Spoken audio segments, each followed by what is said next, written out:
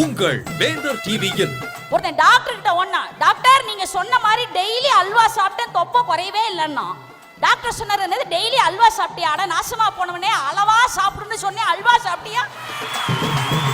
கிராமத்துல 2 பொம்பளைங்க சேர்ந்துக்கிட்டு அக்கா அப்படின்னா ஒரு குடும்பம் ஒழியுதுன்னு அர்த்தம். நம்ம 3வது வீட்டு பழனிசாமி இருக்கிறான்ல, ஆமாக்கா நம்ம 6வது வீட்டு மாரியாயி 2 பேரும் எங்கேயோ போயிட்டாங்களாம் அப்படின்னா திண்டு போச்சு. கிராமத்து மக்கள் மாடு பிடிப்பாங்கங்க, ஆனா நகரத்து மக்கள் காக்கா பிடிப்பாங்க. தெருக்கூத்து சத்தமே கிராமத்தினுடைய சலங்கை ஒளி மாதிரி 10 நாள் தொடர்ந்து நடக்கும். இல்ல திருவிழாவை பத்தி சொல்லிட்டு இருந்தீங்க. கரகாட்டம், ஒயிலாட்டம், அது இது இதை பார்க்கறது, இந்த மாதிரி விஷயங்கள்லாம் ரொம்ப இதுன்னு. ஆனால் என்ன மாதிரி ஆட்களுக்கெல்லாம் வந்து திருவிழாவில் இதெல்லாம் பார்க்கறத விட இதை பார்க்க வர்றாங்க பாருங்க, அவங்கள பார்க்கறது தாங்க ஒரு கிக்கு. இந்த ஒரே தயிர்னால தான் இங்கே நடுவில் இருக்கேன், நான் சாதாரண பேச்சாளர் இருக்கேன். என்ன செய்ய?